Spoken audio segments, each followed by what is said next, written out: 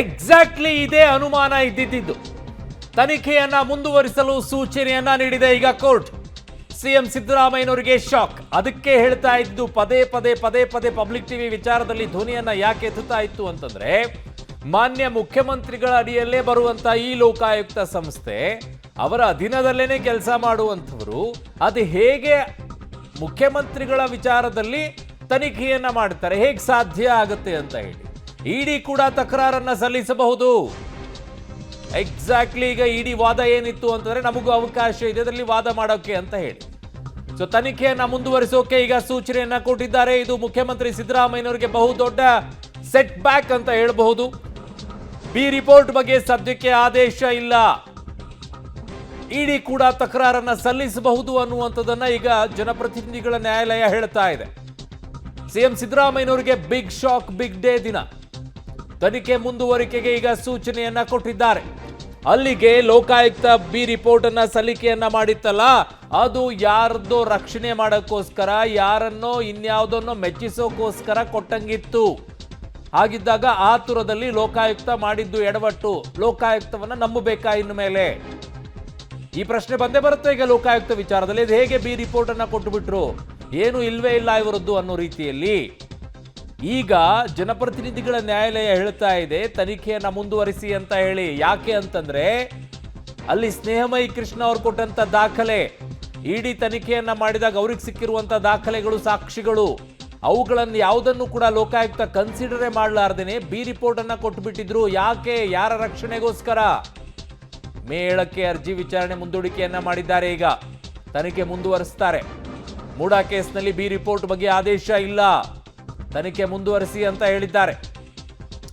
So again ಈಗ ಮಾನ್ಯ ಮುಖ್ಯಮಂತ್ರಿಗಳಿಗೆ ಮತ್ತೊಂದು ಶಾಕ್ ಬಂತು.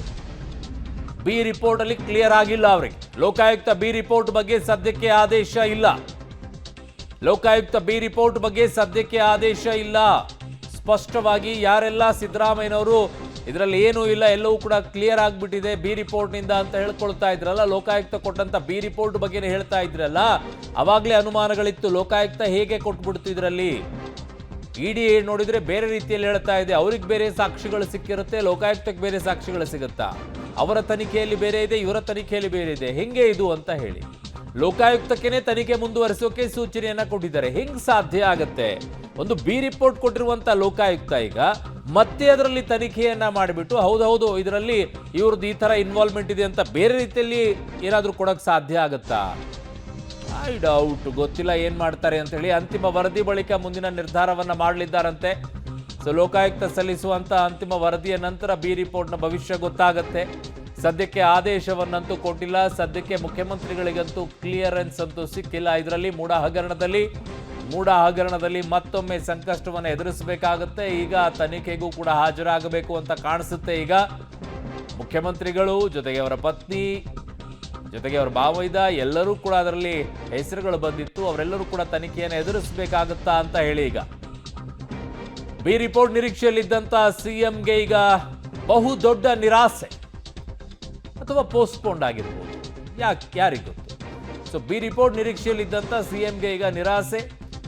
ಆಕ್ಷೇಪಣೆಯನ್ನ ಸಲ್ಲಿಸಿದ್ದಕ್ಕೆ ಮತ್ತೊಂದಿಷ್ಟು ತನಿಖೆಯನ್ನ ಮಾಡಿ ಅಂತ ಕೋರ್ಟ್ ಹೇಳಿರೋದ್ರಿಂದ ಈಗ ಮತ್ತೊಂದಿಷ್ಟು ತನಿಖೆಯನ್ನ ಮಾಡುತ್ತೆ. ಬಿ ರಿಪೋರ್ಟ್ ಅನ್ನೇ ಸಲ್ಲಿಸಿರುವಂತ ಲೋಕಾಯುಕ್ತ ಮತ್ತೆ ಹೇಗೆ ತನಿಖೆಯನ್ನ ಮಾಡುತ್ತೆ? ಎಲ್ಲವೂ ಕೂಡ ಕ್ಲಿಯರ್ ಆದ ನಂತರನೇ ಅಲ್ವಾ ಬಿ ರಿಪೋರ್ಟ್ ಅನ್ನ ಕೊಡೋದು. ಹೌದು ಇದರಲ್ಲಿ ಏನು ಇಲ್ಲ ಅಂತೇಳಿ. ಹಂಗಿದ್ದಾಗ ತನಿಖೆ ಮಾಡಿದ್ದೇ ಸುಳ್ಳ ಆಗಿದ್ದಾಗ ಐ ಡೌಟ್. ಇದರ ವಿಚಾರದಲ್ಲಿ ಬಿ ರಿಪೋರ್ಟ್ ನಿರೀಕ್ಷೆಯಲ್ಲಿದ್ದಂಥ ಸಿಎಂಗೆ ನಿರಾಸೆ. ಲೋಕಾಯುಕ್ತ ಬಿ ರಿಪೋರ್ಟ್ ಬಗ್ಗೆ ಯಾವುದೇ ನಿರ್ಧಾರವನ್ನ ಕೋರ್ಟ್ ಕೈಗೊಂಡಿಲ್ಲ. ಹಾಗಾಗಿ ಲೋಕಾಯುಕ್ತದ ಬಗ್ಗೆನೇ ಈಗ ಒಂದಿಷ್ಟು ಅನುಮಾನಗಳು ಹುಟ್ಟುತ್ತೆ, ಪ್ರಶ್ನೆಗಳು ಹುಟ್ಟಾಕತ್ತೆ. ಇವರ ತನಿಖೆಯ ಬಗ್ಗೆ ಅನುಮಾನಗಳು ಬರುತ್ತೆ.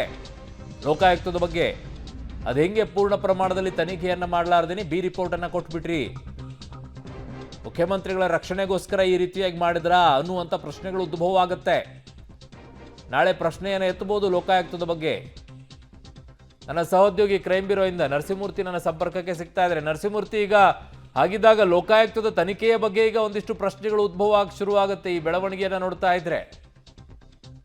ಅರುಣ್, ಮೂಡಾದಲ್ಲಿ ನಡೆದ ಅಕ್ರಮ ಸಂಬಂಧ ಲೋಕಾಯುಕ್ತ ಪೊಲೀಸರು ಒಂದಷ್ಟು ತನಿಖೆಯನ್ನು ನಡೆಸಿದ್ರು. ಅದಾದ ಬಳಿಕ ಮಾನ್ಯ ಜನಪ್ರತಿನಿಧಿಗಳ ನ್ಯಾಯಾಲಯಕ್ಕೆ ವರದಿಯನ್ನು ಸಹ ಸಲ್ಲಿಕೆ ಮಾಡಿದ್ರು, ಬಿ ರಿಪೋರ್ಟನ್ನು ಸಲ್ಲಿಕೆ ಮಾಡಿದ್ರು. ಇಲ್ಲಿ ಸಿದ್ದರಾಮಯ್ಯ ಇರ್ಬೋದು, ಅವರ ಪತ್ನಿ ಇರ್ಬೋದು, ಹಾಗೆ ಅವರ ಬಾಮೈದ ಮತ್ತೆ ಜಮೀನನ್ನ ಮಾರಾಟ ಮಾಡಿದಂತಹ ವ್ಯಕ್ತಿ, ಈ ನಾಲ್ವರು ಕೂಡ ಇಲ್ಲಿ ನಿರ್ದೋಷಿಗಳು, ಇವರ ಪಾತ್ರ ಏನಿಲ್ಲ ಅನ್ನೋ ಮಟ್ಟಿಗೆ ಲೋಕಾಯುಕ್ತ ಪೊಲೀಸರು ಅಭಿಪ್ರಾಯವನ್ನ ಪಟ್ಟಿದ್ರು. ಮತ್ತೆ ಇಲ್ಲಿ ಹಗರಣ ನಡೆದಿರೋದು ಅಧಿಕಾರಿಗಳಿಂದ. ಯಾರ್ಯಾರು ಈ ಹಿಂದಿನ ಮೂಡ ಆಯುಕ್ತರುಗಳಿದ್ರು ಅಂಥವರು ಹಗರಣವನ್ನ ನಡೆಸಿದ್ದಾರೆ ಅನ್ನೋ ಮಟ್ಟಿಗೆ ಬಿ ರಿಪೋರ್ಟ್ ಅನ್ನ ಸಲ್ಲಿಕೆ ಮಾಡಿದ್ರು.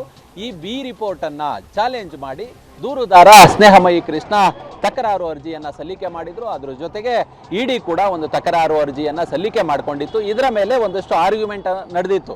ಇಲ್ಲಿ ಪ್ರಕರಣದಲ್ಲಿ ದೂರುದಾರ ಸ್ನೇಹಮಯಿ ಕೃಷ್ಣ ಅವರೇ ವಾದವನ್ನ ಮಂಡನೆ ಮಾಡಿದ್ರು. ಯಾವ್ಯಾವ ಆಂಗಲ್ಗಳಲ್ಲಿ ಲೋಕಾಯುಕ್ತ ಅಧಿಕಾರಿಗಳು ತಪ್ಪಿಸಗಿದ್ದಾರೆ ಇಲ್ಲಿ ಅನ್ನೋ ಮಟ್ಟಿಗೆ ಒಂದಷ್ಟು ಅಂಶಗಳನ್ನ ಇಟ್ಕೊಂಡು ಆರ್ಗ್ಯುಮೆಂಟ್ ಅನ್ನ ಮಾಡಿದ್ರು. ಅಸಲಿ ಜಮೀನಿನ ಮಾಲೀಕರೇ ಇವರಲ್ಲ, ಹೀಗಿದ್ದಾಗ ಇವ್ರಿಗೆ ಭೂಮಿ ಪರಭಾರೆ ಆಗೋದಕ್ಕೆ ಹೇಗೆ ಸಾಧ್ಯ, ಇವರು ಮಾರಾಟ ಮಾಡೋದಕ್ಕೆ ಹೇಗೆ ಸಾಧ್ಯ ಅನ್ನೋ ಮಟ್ಟಿಗೆ ಆರ್ಗ್ಯುಮೆಂಟ್ ಅನ್ನ ನಡೆಸಿದ್ರು. ಅದಾದ ಬಳಿಕ ಇಲ್ಲಿ ಯಾರು ಲೋಕಾಯುಕ್ತಿಯ SPP ಆಗಿ ವೆಂಕಟೇಶ್ ಅರ್ಬಾಟಿ ಅವರು ಪ್ರತಿನಿಧಿಸಿದ್ರು ಕೋರ್ಟ್ನ, ಆ ಸಂದರ್ಭದಲ್ಲಿ ಇದು ಅಂತಿಮ ವರದಿಯಾ ಅಥವಾ ಮಧ್ಯಂತರ ವರದಿಯಾ, ನಿಮ್ಮ ಅಭಿಪ್ರಾಯವನ್ನ ಇಲ್ಲಿ ತಿಳಿಸ್ಬೇಕು ಅನ್ನೋ ಮಟ್ಟಿಗೆ ಕೋರ್ಟ್ ಕೂಡ ಅಭಿಪ್ರಾಯವನ್ನ ಪಟ್ಟಿತ್ತು.